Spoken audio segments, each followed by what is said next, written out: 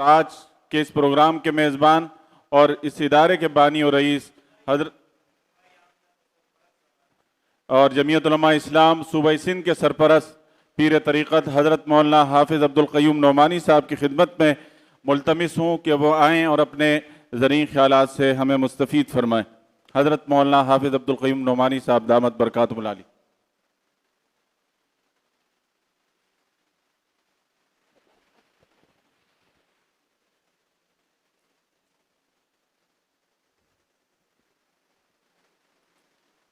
بسم اللہ الرحمن الرحیم۔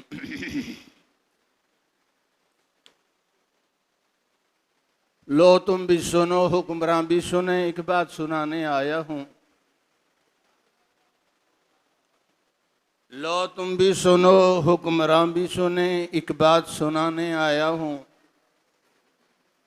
میں پھر سے ممولے کو لے کر شاہی سے لڑانے آیا ہوں۔ ہے میرے شریعت کی مٹی اس دیش کی مٹی میں پنہاں، میں اس مٹی سے فرعونوں کو مٹی میں ملانے آیا ہوں۔ یہ راج محل کی دیواریں محفوظ کرو، محفوظ نہیں۔ یہ راج محل کی دیواریں محفوظ کرو، محفوظ نہیں۔ یہ راج محل جل جائے گا، میں راز بتانے آیا ہوں۔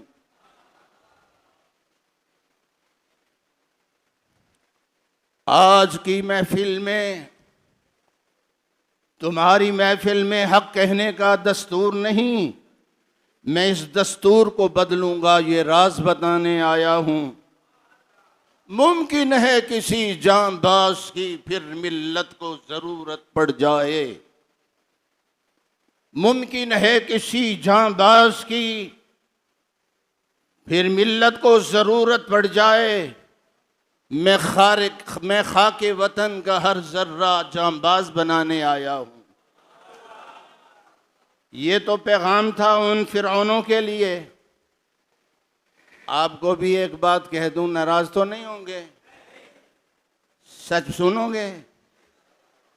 تجھے بلبل نادان نوا سوجی ہے گانے کی، تجھے اے بلبل نادان نوا سوجی ہے گانے کی، مگر مجھ کو پڑی ہے فکر تیرے آشیانے کی۔ یہ گلچیں باغباں صیاد سب تیرے کرم فرما، یہ گلچیں باغباں صیاد سب تیرے کرم فرما، لیے بیٹھے ہیں دل میں حسرتیں تیرے مٹانے کی۔ قفس بھی دام بھی مقراض بھی، قفس بھی دام بھی مقراض بھی بالکل نئے ہوں گے، نئی ترکیب ہوگی تجھ کو پھندے میں پھنسانے کی۔ اگر گلشن میں رہنا ہے او بلبلو جمعیت علماء اسلام کے غیرت مندو، اگر گلشن میں رہنا ہے بدل لے تو بھی ڈھنگ اپنا، سماعت پھر نہ ہوگی کسی ہیلے بہانے کی۔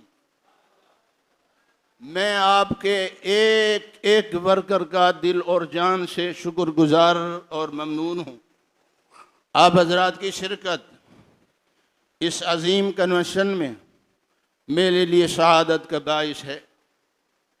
میں 1962 سے جمعیت علماء اسلام سے وابستہ ہوں اور آج تک وابستہ ہوں۔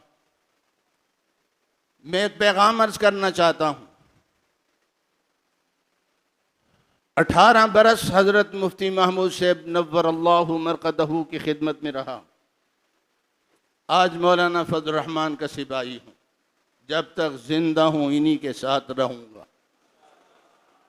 میرے بچے، میری بچیاں، میرے پوتے، میرے نواسے، یہ سارے کے سارے جمعیت علماء اسلام کے لیے وقف ہیں۔